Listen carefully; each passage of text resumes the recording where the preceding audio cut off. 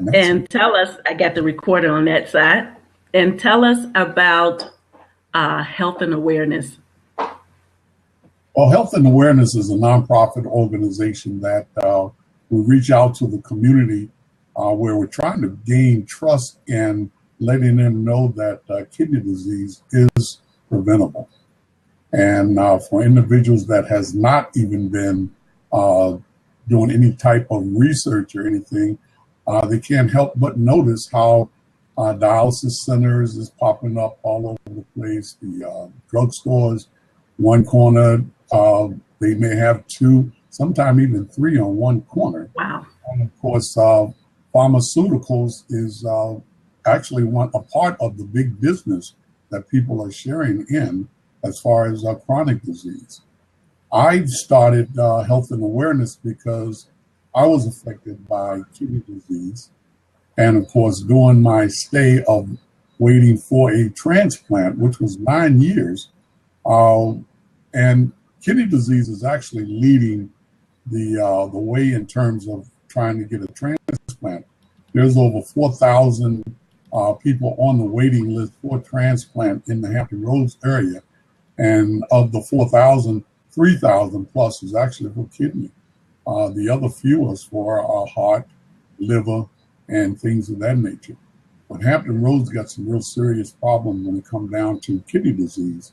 And during my treatments of dialysis, that's when I noticed that Hampton Road had these problems and also that it was preventable.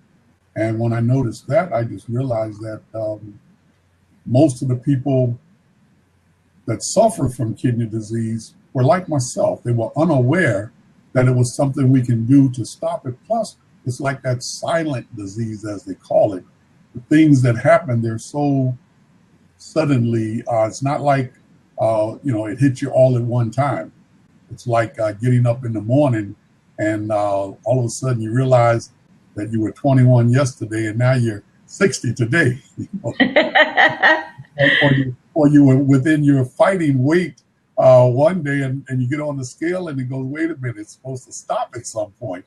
That's the way kidney disease and most of these chronic disease hit us. They're so light and seldom that we don't notice these things are happening, but they're happening and they're gradually happening. And so I formed Health and Awareness to actually get out and educate the people of what they should be looking out for to actually prevent from having kidney disease, because it is something we can slow down the progression and we can also stop the progression of kidney disease. That's something that we're not receiving from the community on the outside. They're giving us the message, but it's so seldom that we're not getting the message. That's good. And like I say, I'm a volunteer of it, and I get to hear Wallace Green, but I love sitting on the other side listening to him as well. Wallace, I know our topic is about men's health. So now the floor is open for you to discuss men's health. Well, men's health, the reason I concentrate on that except is basically because most of us actually take a part in something that we feel close to. And of course, being a man, and I realize that the majority of us have to be bleeding, half dead, before we go to a doctor. And if not for our significant others, our spouse, children, or someone that actually care for us, a lot of us would never even go to the doctor. We just sit at the house until the ambulance, which in a lot of cases actually have to come and get us. We live 5 years less than our counterpart, who are the females. And that's basically for the reason that we won't go to the doctor unless it's absolutely positively necessary. And that's something we have to get out of. And June, that's actually Men Health Month.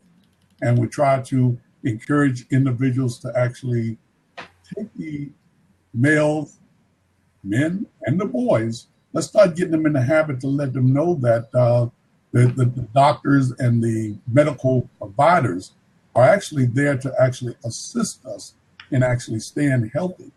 Over half of the death that was actually recorded from chronic disease were preventable, which means most of these people didn't have to die.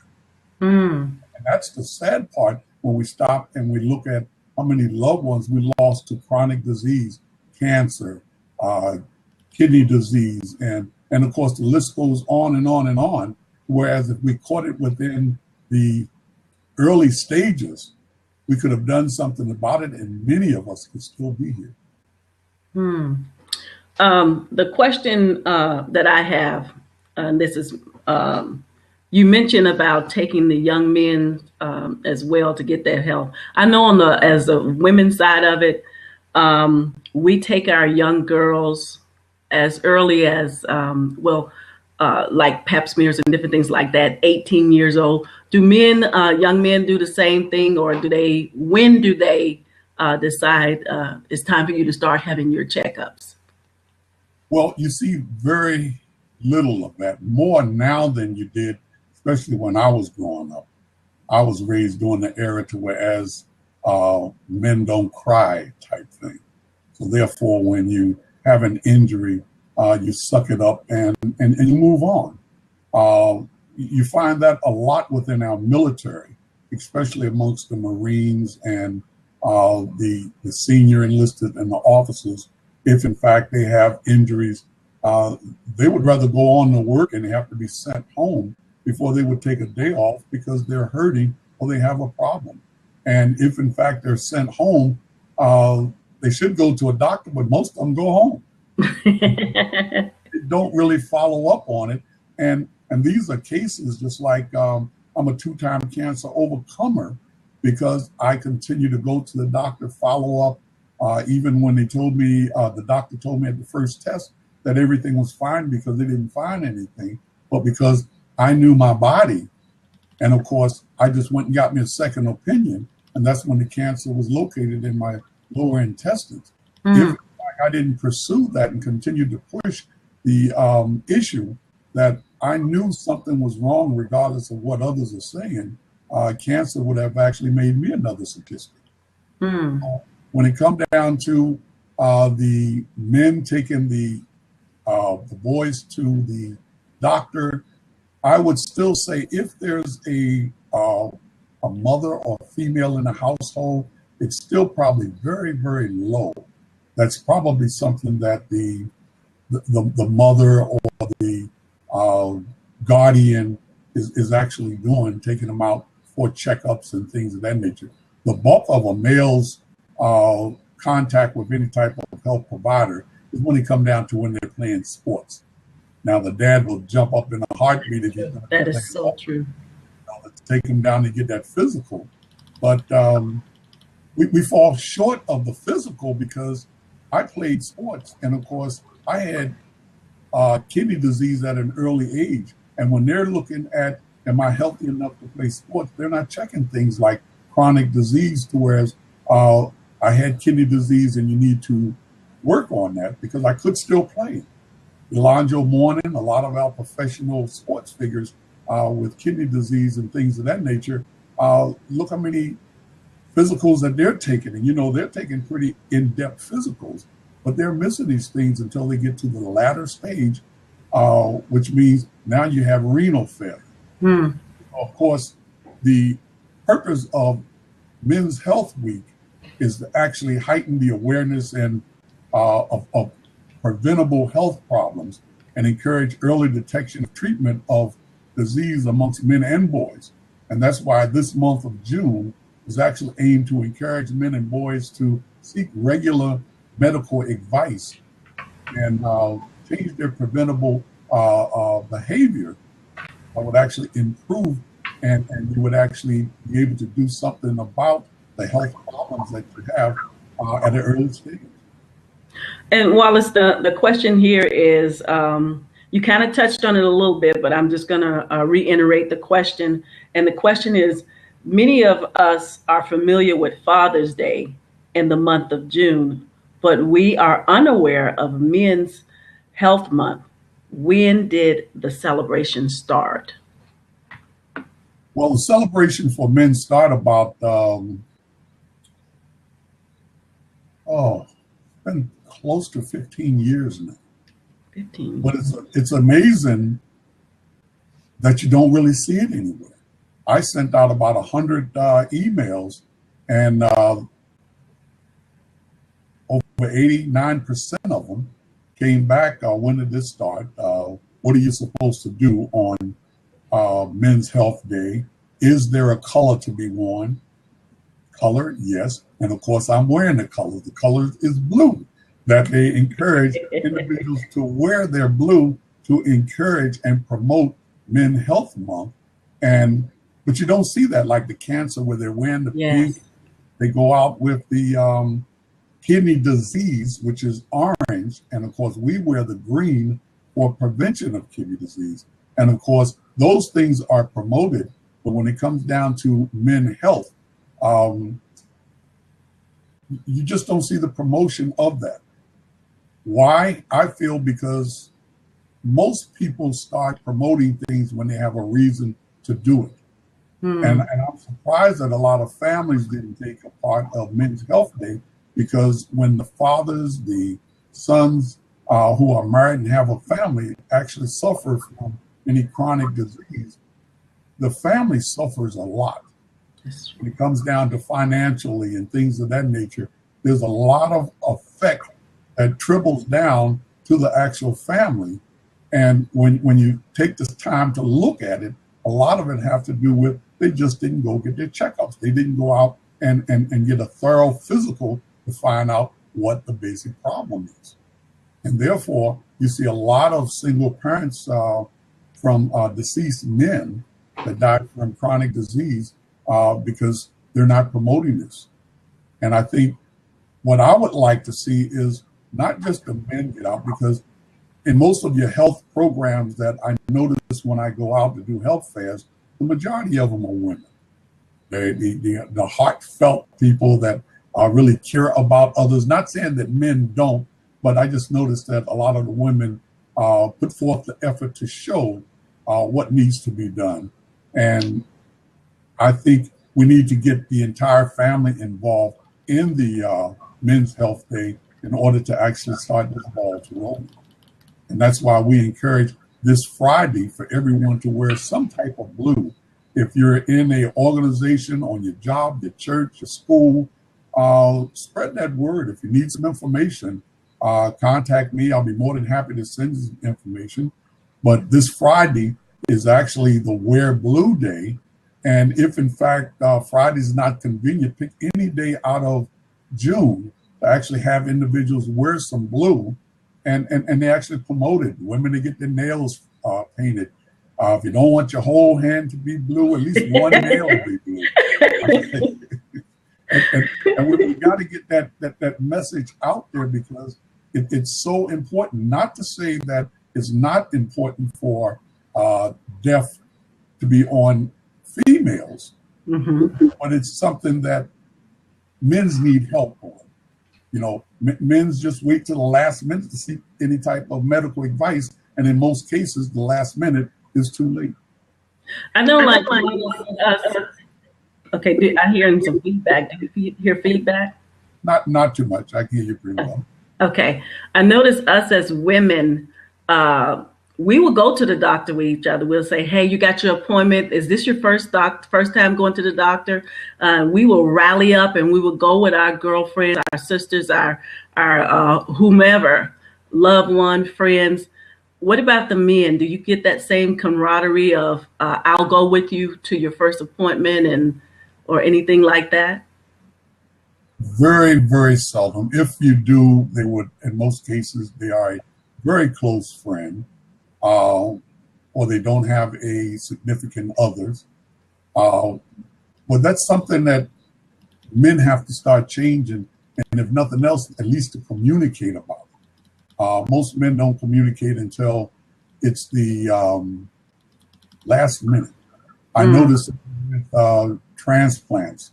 I've met a lot of men that actually receive transplants, especially kidney transplant I'm talking about, and I try to rally them around to, hey, let's get together and let's promote this message to the young men out there, because let's face it, if it happened to us, it's going to happen to our young men, because they're carrying on that same type of feeling we had. Nothing's going to happen to me. I don't have to go to a doctor, and let's get out and promote this. And they have good intentions. But 5 years, as you know, Ellen, we've been doing this. Yes. And we've had one other male on the team other than myself. We have a lot of them with good intentions that want to get out and promote the message. They want to get out and do it, but they never really take the opportunity to do it. There's always something that kind of gets in the way of them giving 1 or 2 hours a year. Because we're not talking about health and awareness cover all 7 cities with the 4 people that we have on board.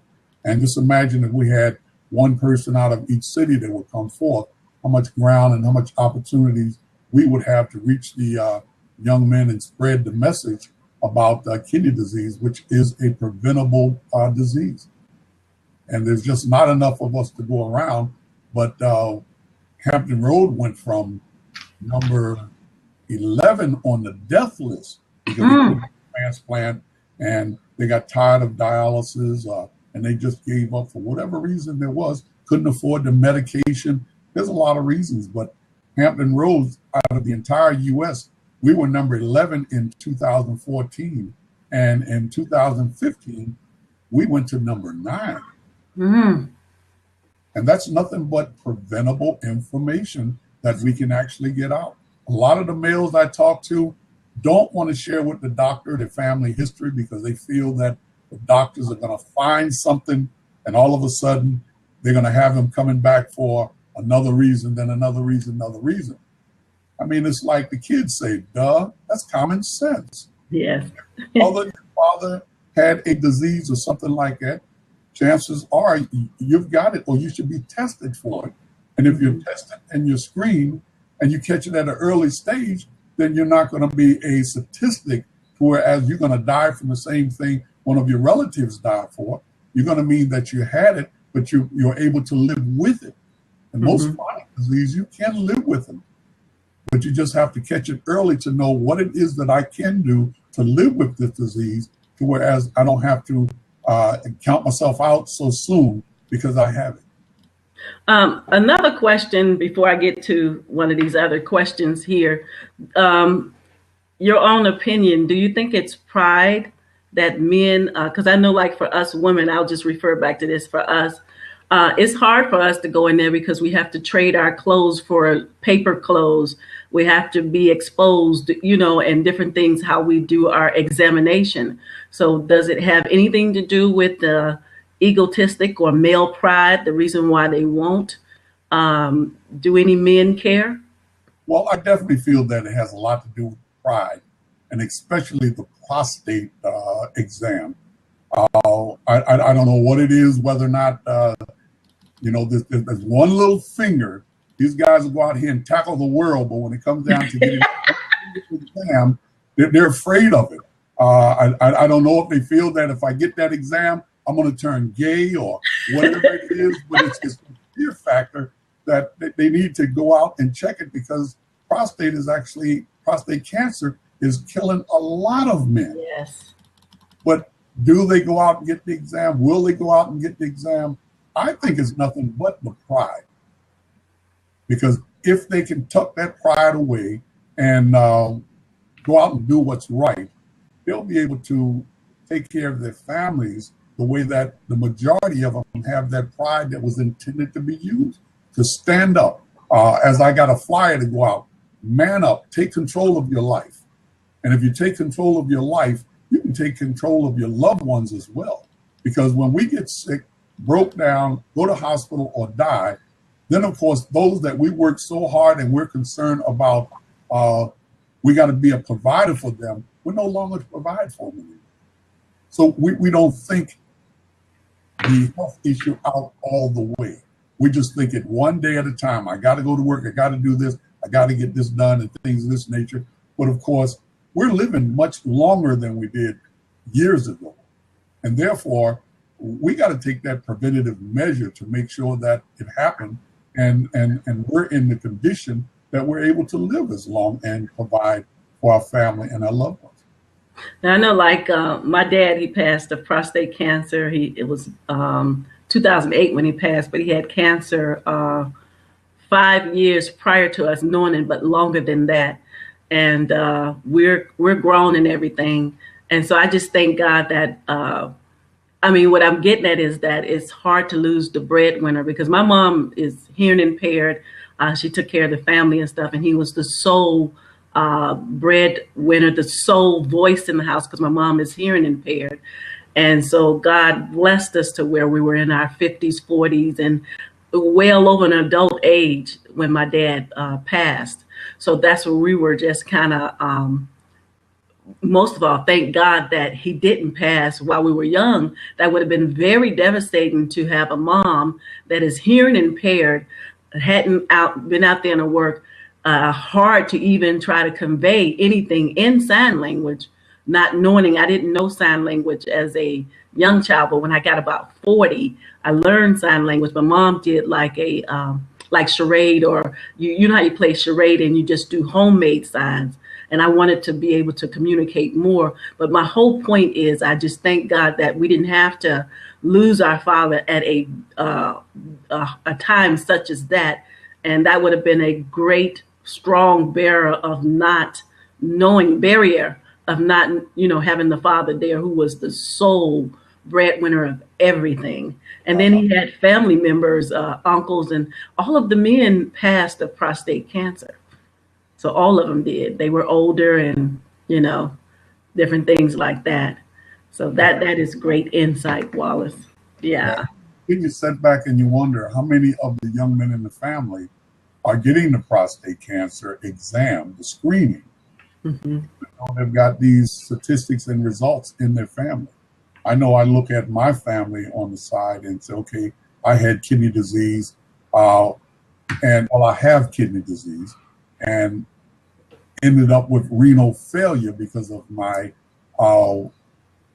ability to recognize it, ability to know the warning signs, to get the check, get the screening, and things of that nature. Not to mention, I felt victim of not knowing enough questions to ask. Because when we go to the doctor, if they bring the information up and they say, do you have any other questions? If you never had it, never experienced it, in most cases, you don't know what to ask them. You'll say, oh, no, nothing else. I don't have any more questions. And you walk out of there just knowing that, okay, he mentioned this, but not knowing what can I do? Is there a backup? Is there preventable? Is this something mean that I got to count? There's so many questions out there that we never even give a second thought. And that's why it's important to actually do your research and follow up on the symptom, or if we have family history of certain things. Even though, as I mentioned, the average male, especially when we're young, we're going to live forever. Nothing's going to happen. Yes. And, if you play sports the same way, you feel I'm healthy. Why? Because I can run 5 miles. That's right. And there's been athletes that ran for a career that actually died from a heart attack. I can't remember his name. I think it was Mark Fitz, or I can't recall his name. But this guy was an Olympian, and he died from a heart attack when there were warning signs and things all along. But if we're not privy to know how to look and how to read our lab works, that's one of the main things that I highly recommend for individuals when they go to get lab work. Because when I was on dialysis, I went back on a lot of my old paperwork and I started looking, and I seen all these signs of kidney failure.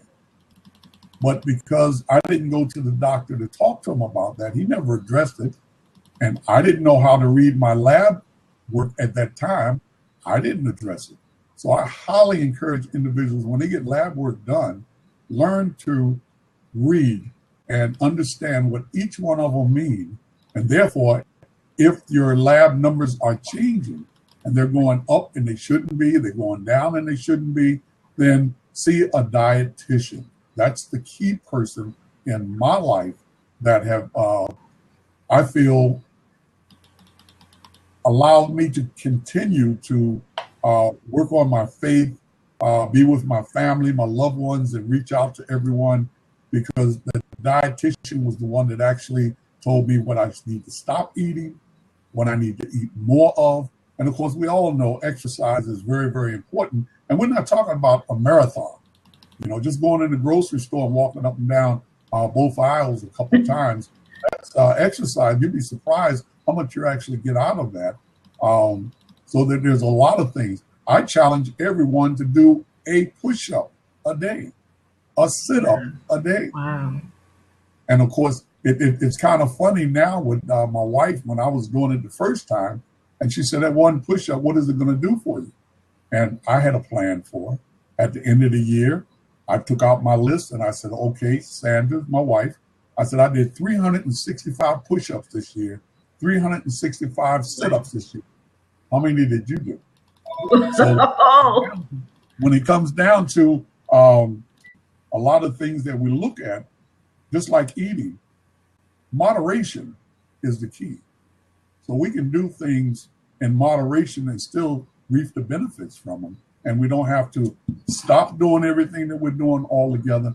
And the same thing, we don't have to reinvent the wheel. We just go back to our basic way of living. Learn the questions to talk to the doctor, because the doctor, when he said, do you have any questions, he's really serious about it, but most of us don't know the questions to ask. So we need to prepare ourselves before we go into the doctor and figure out, what do I want to know about this? When he gives you a prescription, request to see a dietitian first. Mm-hmm. Unless it's life-threatening and you want to take this medicine, but make the plans not to take this medicine for life, unless it's something like anti-rejection medicine for your transplant. You've got to take that to certain things. But then there's a lot of things. Pain medicine. Pain medicine does nothing but ruin your kidneys. The acid reflux medicine that a lot of people take, Prilosec and things of that nature, they ruin the kidneys. And they're on TV now letting people know, if you had any problems with this, contact an attorney, because it's ruining your kidney. There's so many medicines. And if you listen to them on TV, they all say the side effects. And the side effects are there because they are true. But yet we continue to take them. If we take them just until we see a dietitian, find out the foods that we can eat to replace them, and then get rid of those medicines, then they're not that bad. But when we start using medicine as a meal and a snack, because it's time to take out medicine, we gotta... Wow. Never even thought about it that way. Taking it as a snack. Wow. There's a lot of people who be surprised when you go to the doctors, when they go in there with the medicine, they got bags of it.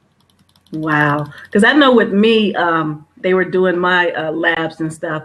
When I was pregnant with my children, I would have a red flag that go up that said that I had thalassemia. And I learned that thalassemia is like in the family of sickle cell. And so that popped up again recently. So they're checking that. And then the vitamin D deficiency, that's what they told me. But other than that, you need any pills? Nope, I don't need nothing. If this is what I got to take, this is what I got to do, how long I got to take this, take it for 1 week and different things like that. And stuff like hot flashes, menopause. You want to take this? No. Oh, let me talk to my husband. Let me see what it looked like. And then they'll give you a script talking about it, but they don't give you a script what the side effects is. So I looked up online and found out that the side effects that they want to give for hot flashes, those are same things they give the pills for antidepressants, and also those who have PSTD, just to suppress it. I said, I don't need that. I'd rather just have the hot flashes at night and just keep it going, because I don't need any antidepressant medicine just to help with hot flashes. Like you said, we got to understand what we're doing. And you got the side effects. That's where a lot of time we take medicine and we didn't have the problems. Like a lot of these guys say, I'm not going to mention my family history because they always find something. They don't realize it's the medicine that you're taking that's going to lead to something else, because it's got a side effect. So once you start taking that for a long period of time, then yes, you're going to have to go back and get another medicine to treat that side effect. And then, of course, once you keep taking it, I like to use medicine as an example with Raid. If you got roaches or bugs in your house and you spray that around the house for so long, it's not long before the roaches get immune to it. That's right. We That's get true. immune to it and things of that nature. So what do? You got to find something stronger. And that's the same way with the medicine. Once we take it so long, we got to find something stronger, which means now it's going to work on our system more.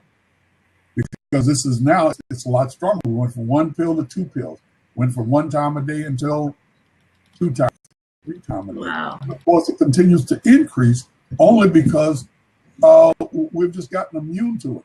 So dietitian has been my highest, most recommendation that anyone can request. And you'll be surprised when you ask the doctor to see a dietitian, he prefer that you don't.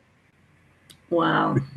The dietitian actually takes the place of his medicine, which of course is his bonuses and things of that nature, because they're writing this medicine and things of this nature. It's going to have you keep you coming back, number one, Mm-hmm. and then of course side effects and like most of the health advertisement that you see, they talk about health and wellness.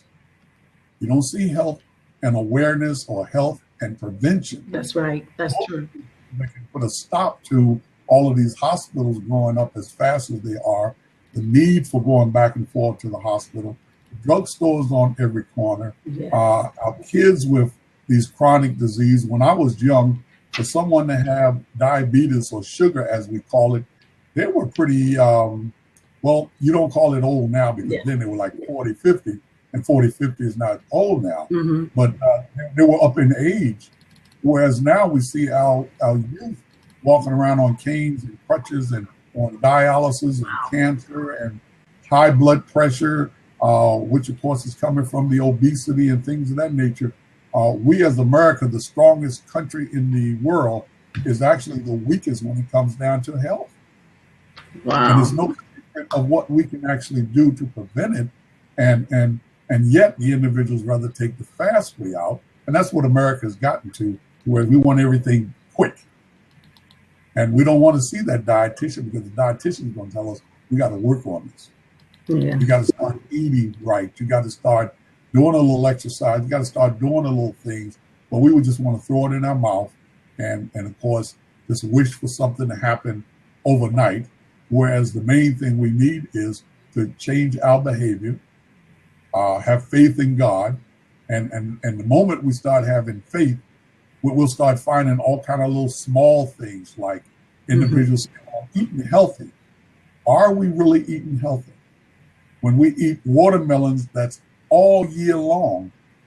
Watermelons, and when we look at God who says fruits and vegetables are in season, and that's in the Bible. That's right. They're not going to grow all year long. And we got fruits and vegetables and peaches and plums and all these type of things that you can find all year long in the supermarket, which means there is some artificial light, artificial soil, artificial something, which means they're man-made. Mm-hmm. And therefore, if they're not made to grow and God say for them to grow, there's something that was added to this. And if something was added to it, we're not eating healthy. We may think we're eating healthy, we're fooling ourselves. Wow. But we got to get back to the time that's when things are in season. Collard greens are in season. Pork. Pork, actually, there's a time that you slaughter the pigs and things of that nature. You don't do it 365 days a year. So therefore, the moderation would come in. If you eat it when it actually should be done, then of course, how much danger is it actually going to do when you're eating it in moderation? You eat a little bit, and then of course, after the season is over, you're done. Then you're going to eat what is supposed to be eaten during that time. So you're actually going through the stages which God intended us to eat certain things at a certain time, and the body will actually heal itself. Wow. That is just awesome information. Wow. My other question that I have to Wallace is a wealth of information that I'm thinking that you said. This other question is, and you touched on it a little bit as well. It is, what is the purpose of Men's Health Month? As I mentioned, the purpose of it is to actually heighten the awareness and encourage preventable health, early screening, testing, to become familiar with their health provider, encourage early detection and treatment amongst the men and the boys. Uh, and it's not just in June, but at least bring the awareness to them to where they realize that uh, good health and prevention is not only for women. And it's like they've finally gotten away from Men Don't Cry. And with this Men Health Month, this is what they're going to have to work on as well, to let the men's know that uh, just because you go to the doctor because you have a problem is not taking anything away from you from being a man or a Marine or a real ball player or whatever it is, because I'm going to see a doctor because I have this problem. You know, we are human. And therefore, if in fact we want to extend our life, we must go and at least check it out. And the example that I use is the automobile. The average guy, he's got an automobile that can run in 0-degree temperature. It could be 100 plus on the outside. He can take it on long trips, short trips. You look at that gauge, you know how much gas is in there. You hear a little ping. He's taking it right to the shop to get it checked out because he don't want it to break down on him. If the wheels don't look right, he's in there putting enough air in it and things of this nature. If half of us treated our automobile like we treat our body, we'd be walking. That's right. So the men's got to get to the point to whereas it's no different. Look how tough that automobile is. And the reason that it's tough is because we take care of it. You know, we take it in and we get it checked up. We get the maintenance check when it's supposed to be. And the human body is no different. We need to take it in for that normal check. Okay, we're not hurting. Okay, but you're at 45. You need your prostate. You're at this age. There's certain things you need at certain times, just like that automobile that you got to go in and get it checked. And if we don't do it, then we fall apart. So true. Now, I know, like you say, the June is the month men's health. In the women's, when we do our rally around breast cancer and people are gathering up people. So for this month, for men, are there any things going around, like, again, back to the women, is take a friend to the doctor month? Is there any take a man to the doctor, different things like that? Well, I actually put a letter together, and of course, to help create the awareness and to actually get a doctor's appointment was one of the things that I put on the list. When you give your dad or your significant other a Father's Day card, schedule an appointment and put that on that card, or have the doctor send them a card and say, hey, we got a doctor's appointment. What better gift can you give someone? Wow. An actual doctor's appointment. That's one of the things that I put on that list. The second thing was when you find a Father's Day card, maybe you can write inside the Father's Day card, or you find a letter and just write to him and let him know how much of an impact it would have on you and the family if, in fact, he overlooked a chronic disease and something was to happen to him. Let him know what the effect that it would have on the family and how you would feel if he did not go in and check this in time when he's got the power. Because, see, we as men, we love that word power. And you let him know that you got the power right now to go in and prevent this disease. But all you got to do is you got to go in and see your doctor. You got to go in and see someone to check and make sure you don't have these things. And in that letter, just let him know this is what it would mean to me if something was to happen to you. And I know that you did not take the opportunity to prevent it. The other things was, if you got a church, talk to your pastor, your coordinator, your health coordinator. I don't know if you just lost me there. Yeah, I see you still. Right. I still see you. If you got a health coordinator or someone that you could plan a table that they can set up different things, kidney, prostate, high blood pressure, have those little checks and things. If you don't have enough time to set up a health fair, just set up a table. But you can have that information out there. Maybe have a guest speaker come out from one of the particular health areas and have them address those things and let them know how important it is for them to check it out and what it actually means to to the individual, to his family, to his job. A lot of them lose their work, which means financial problems. There's a big effect that it has on men because they're the bread maker in most of the families around here. And if they don't take that time out to do this, they need someone to actually come out and talk to them and explain that to them. We're not going to save them all, and I realize that when I go out and talk. But at least I feel if I can reach a couple by getting this message across, then of course we've got it done. Let's face it, Men's Health Month is almost unheard of. Most of the people didn't even hear of it. I didn't know about it. just to get it started, if we can get a table in the church, at our jobs, talk to them about wearing the blue. Set up a day for the group, the team, or someone to say, okay, we're going to wear blue for this day. And just imagine if they see everyone in this one workplace with blue, the questions are going to come out. Why do you guys have blue on? That's the opportunity that everyone will have. It's actually to promote and encourage men's health. So that's one of the ways that they can actually help get the word out, get this message out. And it doesn't have to be any particular shade of blue. Blue hat, as I mentioned, the blue nail, fingernail polish, if it's not but one nail, the top, the bottom, the shoes. There's so many different things that they can wear. But if it's done in a group, if you can get your group to do it, at work, if you go to hospitals, you just won't see it. But that's what I'm trying to promote. I've sent letters out all this month trying to get them to go out. I send it out to the news. I encourage other people to actually write their city councils and ask them how we would like to get something promoted on this, because we're losing too many of our good men to chronic disease. Then because they feel dedicated to the job, they won't take the time off to get a physical. And we need you guys to stand up and do something about it. We need these ball players to start wearing blue shoes like they do the pink shoes. Yes. To promote this health. So we've got to actually get this ball rolling.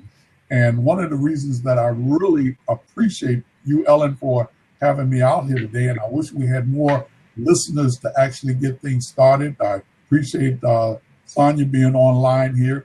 And as I mentioned, if we can just get one other person out there to actually push that word, at least we got to start. And we just spread that message and try to get the churches out there. You know how health and awareness do. We love for individuals to invite us out to actually spread the message. And hopefully that we can just plant that seed. And then, of course, they can go from there to actually encourage everyone to get the message out, because Men's Health Day is something that it won't be pushed by too many of the men. Wow. Because of that pride that they have. We need a lot of our sisters, our mothers, our aunts, things of that nature, especially those that have lost someone to something as small as something that was preventable, but they never did. We can get those individuals out there to where they can tell heartfelt stories of how they lost someone, and maybe that'll get that message across to individuals as well. Let's take them to a ball game. We take them to the ball game. Sit down and talk to them that, hey, dad or brother or son, if you wasn't available, something had happened to you, you wouldn't be able to go to the ball game anymore. This is a special moment for us. There's just so many things that we can do, and I've got a wealth of other suggestions and recommendations, so individuals can email me, or they can visit our webpage, which is www.healthawareness.kidneydance.com. And I did say kidney dance, because we don't walk, we don't run. We dance. I look. Family fun to get everybody out and encourage. As you know, on the 25th, we have our 5th annual Kidney Bowl coming up at the AMF Bowling Center on Little Creek in Norfolk. And we're encouraging individuals to wear their blue caregiver shirts. And of course, we'll have the blue caregiver shirts on hand for individuals that would like to purchase the shirts as well. And for those that don't have a shirt or does not want to purchase one, we're encouraging them to wear a blue shirt, wear something blue on that day to actually promote Men's Health Month. But the 15th, as I mentioned, is the original date that they would like to have everyone, and they're doing that all across the nation. There is a web page where if you wear something blue, hashtag Men Health, I think is what it is, and you can take a picture and put it on there, and that's coming from worldwide to see individuals in all shades of blue and things of that nature, whereas they're promoting Men Health Month. Oh, that is good. I'm taking notes as I'm talking to you because usually when I get off, I go to Facebook Live and I talk there about recapping this. I have one more question, and then don't move because I want to ask you some things about health and awareness.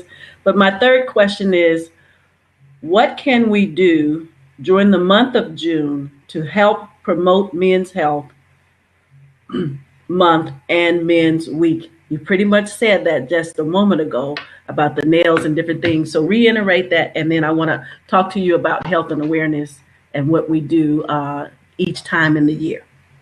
Okay, as I mentioned, they can coordinate with other health groups. There's one that I didn't mention, your nonprofit, your wellness center, hospital, doctors, dentists, your churches and your jobs and things of that nature, to have an information booth set out for individuals to actually be able to read. The health fairs, but if you're not able to set up a health fair and you just don't have the time, just set up a table.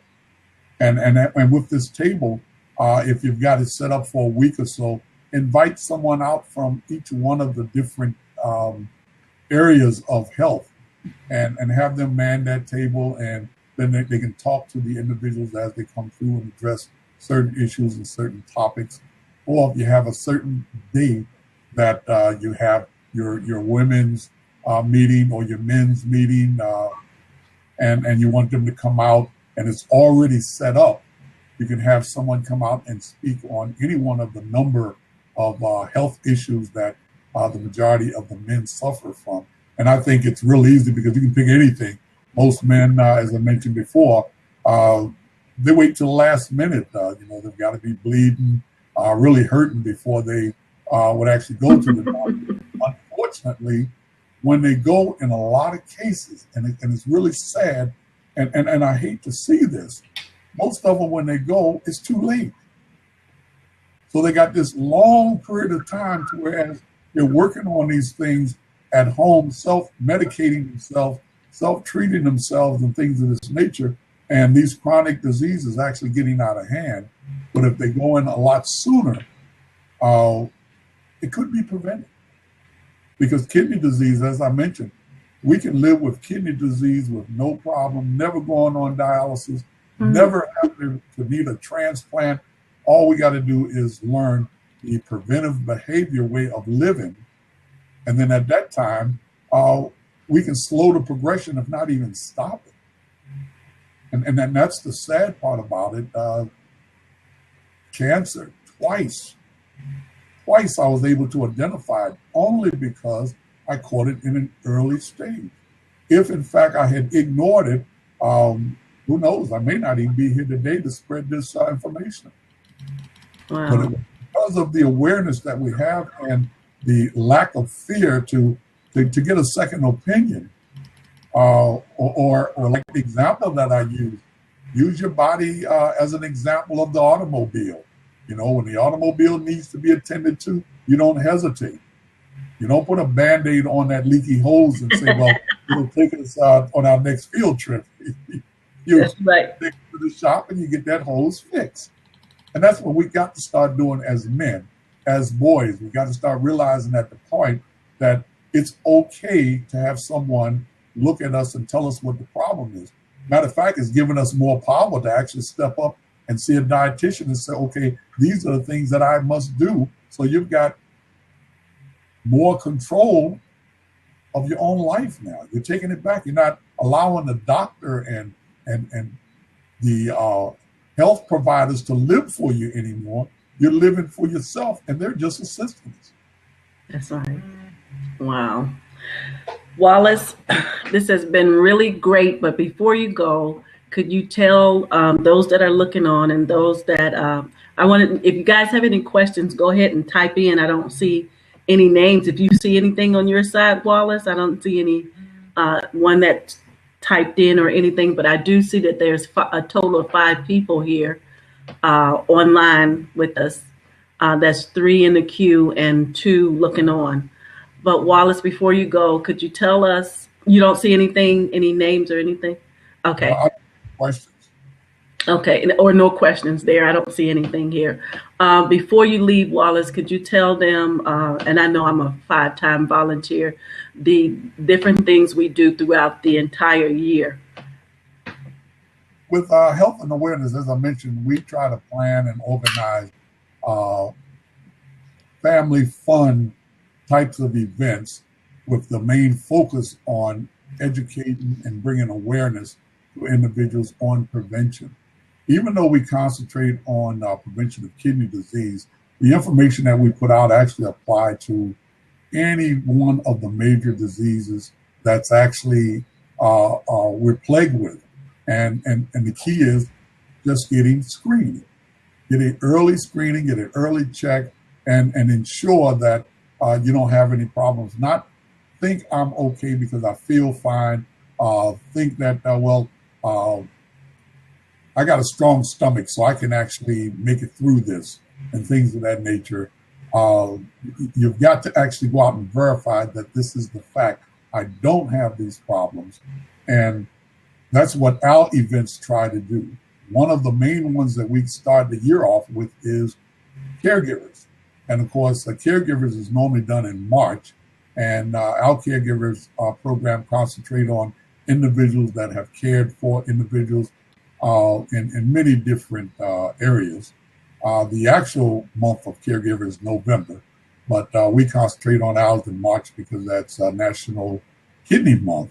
And there's so many people affected and plagued with the kidney disease.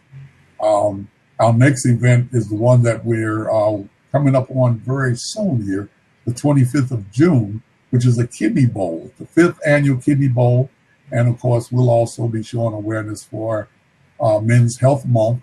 And we'd like for as many people to come out as we can, spread the word. You don't have to be a bowler. We give our prizes for the lowest bowler, the highest bowler.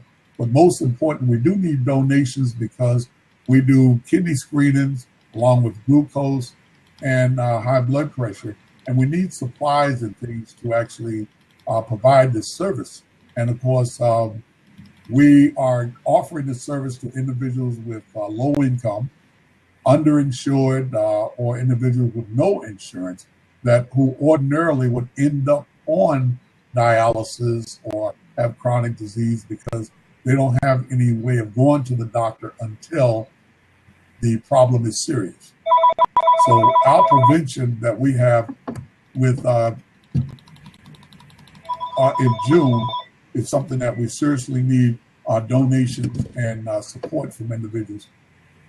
November, well, September, we ended up with a kidney dance, which we hope to bring that back this year. And November, we give to the community again. Last year, we had a gospel concert, which was beautiful. Yeah. And of course, we give out gift baskets to the needy and also gift cards, along with gifts and prize for those that attend. So Health and Awareness is just a giving organization. We have not received any type of sponsorship that have come in terms of grants. And we've been surviving strictly off of the generous support of the community. And for 5 years in business to do that, Hampton Road has been very, very generous to health and awareness, and we really appreciate that. Unfortunately, we can't stop here. We still need your support and your donations.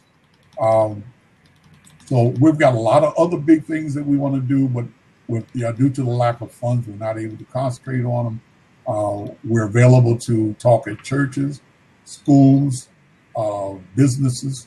You can call on us, and we'll be more than happy to come out. For the first 5 years, we did it at no cost This year, we're still not putting a price on the presentations and things of that nature, but we are asking for a donation when we come out. It only helps with the booklets and brochures that we pass out. And each time we visit one of the organizations, they always ask for extras. And we would love to be able to supply them with that. And we can only do it if we get the donations continue to come in. Guys, if you, as Wallace said, give us that website or website address so they'll know where to do the donations and also to look for different information that you've discussed. Okay, that would be on our website, www.healthawareness.kidneydance.com. And of course, you can leave your suggestions, recommendations. We're always looking for new ideas. Also, as I mentioned earlier in the program, we've been surviving with 3 people. We're looking for board members, someone that really want to come on board and take charge in any specific areas. We don't actually assign you anything because we want it to be a heartfelt assignment. Mm-hmm. Whatever it is that you can do, just like Ellen has taken upon herself to run this from home. Most of the things that we have that an individual can do for nonprofit organizations such as Health and Awareness is done right there from your home, and you don't have to leave except for when we go out and do presentations and attend health fairs. And that's strictly volunteer. If you would like to go out, if you would like to set up a health fair, then of course we supply you with the information and things of that nature. But it's just so important when we look at the number of youth that's actually plagued with kidney disease. And as I mentioned before, we're actually at number 9 on the death list. I'm not talking about how many people are affected, but number 9 on the death list. That just tells you right there that Hampton Roads got some real serious problems. And when we look up Warren Buffett on the internet, you find that he made a point to invest your stock, invest your money in dialysis because it's America's next big business. That should tell everybody something. He made over $37 million investing in dialysis. So there is some serious problems here when we look at how many people are getting rich off of the individuals plagued with kidney disease. But then when we stop and look and say how many people are actually supporting prevention in kidney disease, and the only one that you would actually see that come up, see the legwork and the community work that they're actually doing is Health and Awareness. I think you would really give us an applause, and hopefully you would give us a donation. Thank you so much, Wallace Green. Thank you for joining us. Those that are looking on, those that are in the queue, really appreciate you coming and joining us as ESP Presents. Bring awesome information here, as well as page turners. Wallace Green, do you have any final words or anything that you would like to tell your audience or those that are looking on? What are your final words? Well, as I mentioned, we're having the bowling on the 25th of June at the AMF Bowling Alley. Spread the word around. If anyone is actually interested in participating, if you don't have a team, we can assign you a team. You can either contact Ellen or myself. And of course, that can be done on the webpage as well. Or you can give me a call at, that phone's been really busy. Let's do email, which is healthawareness@outlook.com. And of course, as I mentioned, we're giving out prize for the best bowler, the worst bowler, individuals that hit the red pin, gutter ball, you name it. The main purpose is to actually educate individuals.